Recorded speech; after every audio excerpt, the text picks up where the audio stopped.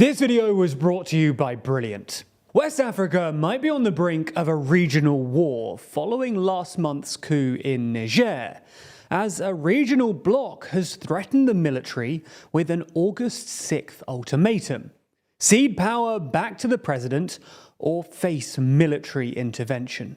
But unfortunately for an already unstable region, coup leaders from neighbouring nations have vowed to fight back. So in this video, we'll explain what happened and explore the potential for conflict.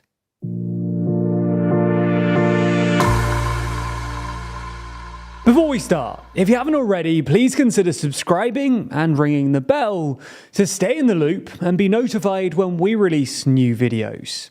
Firstly though, let's quickly summarise what happened in Niger. On July 26th, the Presidential Guard detained and ousted the elected president, Mohamed Bazoum. His government was then deposed, the constitution suspended, and a military junta formed. In response, the Economic Community of West African States, or ECOWAS, from which Niger has been suspended, was quick to condemn the coup and impose immediate sanctions on the country. These included the closing of borders, banning of flights to and from Niger, halting financial transactions, freezing assets, and ending aid. Now, these sanctions are broadly in line with how ECOWAS responded to recent coups in Mali, Guinea, and Burkina Faso.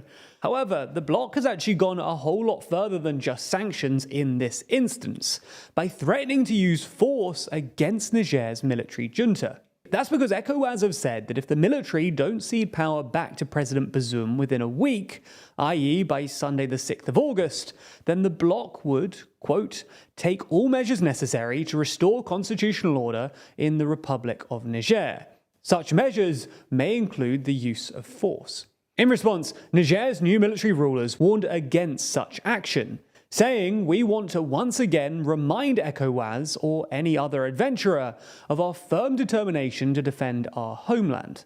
But this head-to-head between ECOWAS and Niger isn't where this ends, because military junta leaders in neighbouring Mali and Burkina Faso have said that they would treat any ECOWAS intervention as an act of war against themselves, adding that they would come to the defence of Niger, raising the prospect of a full-on interstate conflict in the region. For their part, Guinea's military rulers have not said that they would join the fight, but they have described the sanctions against Niger as illegitimate and inhumane, going on to say that military intervention would lead to the collapse of ECOWAS. Now, a few days later, on Wednesday, ECOWAS's security commissioner said that the military option was a last resort, but added that they have to prepare for the eventuality. But while that might be true that they ought to prepare for the future, ECOWAS's threat of military intervention is something that the bloc didn't do in response to recent coups in Mali, Guinea, and Burkina Faso. So it's worth exploring why they think things are different this time versus other recent similar coups. Now, for starters, ECOWAS's threat may have come from the fact that its mostly sanction-based response to recent coups has resulted in very little progress being made towards democratic rule in either Mali, Burkina Faso, or Guinea. Speaking about their potential response in Niger, the chair of the ECOWAS defense chiefs said that our decision will send a strong message about our commitment to democracy, our intolerance for unconstitutional changes of government, and our dedication to regional stability. Additionally, since June, ECOWAS has been chaired by the Nigerian president, who is seeking to use Nigeria's significant weight in the region to reassert the bloc's authority, with Nigeria at its helm. Or as the bloc's security commissioner said, there is a need to demonstrate that we cannot only bark, but can bite. Now, Nigeria does have good reason to be concerned about the coup in Niger. The two countries share a border, and both countries face violent insurgencies from the likes of Boko Haram and other Al-Qaeda and IS-linked groups. So any collapse in security in Niger risks spilling over the border into Nigeria, which is something the Nigerian authorities obviously want to avoid. One of Nigeria's biggest steps so far, in the hopes of preventing this, is cutting off its supply of electricity to Niger, because they are heavily reliant on Nigeria for up to 70% of their power. As such, rolling blackouts have been reported in Niger's major cities. Additionally, while ECOWAS didn't use the threat of military intervention in other recent coups, it's worth noting that the bloc have launched other interventions in past decades, the last one being in the Gambia in 2017. That operation, led by Senegal, saw troops enter the small country to force the then president to cede power to Adama Barrow after he was defeated in the 2016 election. Now, the operation in the Gambia was successful and was met with little to no resistance, but things would likely be very different in Niger. For starters, Gambia is a tiny country surrounded by ECOWAS member Senegal, and as such, the army made essentially no attempt to resist the intervention.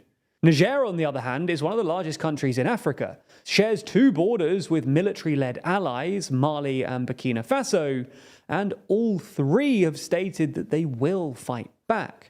But it's also worth pointing out that some have questioned exactly how much help Burkina Faso and Mali could really offer Niger in the event of a full-on war.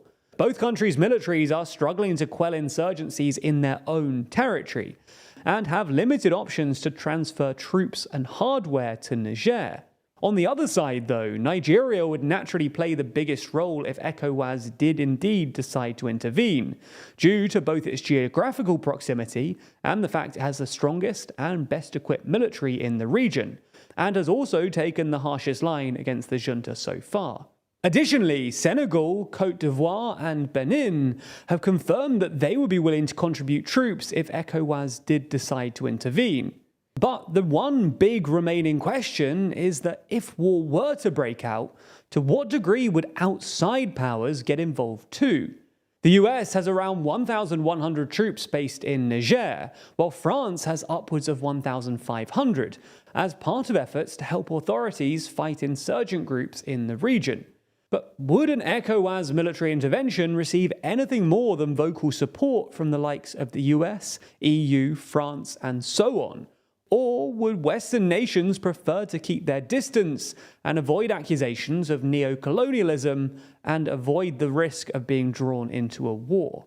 Now, ousted President Bazoum is already clearly thinking about this, with him keen to solidify support from the US beyond just words, writing in the Washington Post a call for the US government and the entire international community to help restore our constitutional order. Conversely, on the side of the military juntas, how involved would the Wagner Group and Russia be? After all, hundreds of Wagner fighters are already in Mali at the invitation of the military government following the expulsion of French troops.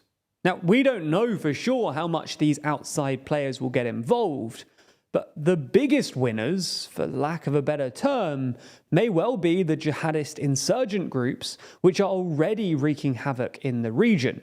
The general insecurity created by a conflict, plus diverting troops and resources towards fighting a neighboring military, means weakening efforts to fight insurgents, creating the opportunity for these groups to extend their reach.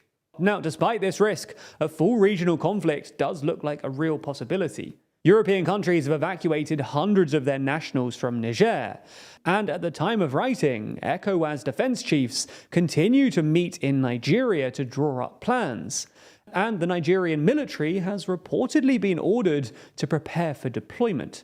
Meanwhile, Niger's military junta remains defiant, but whether either side is bluffing and might back down remains to be seen. And it's honestly hard to tell what either side is thinking, especially in a world which is more and more led by fake information and AI manipulation. And it's also increasingly easy to manipulate and deceptively use data. That's why, as part of our journalism at TLDR, we're brushing up on our data and analysis skills over on Brilliant.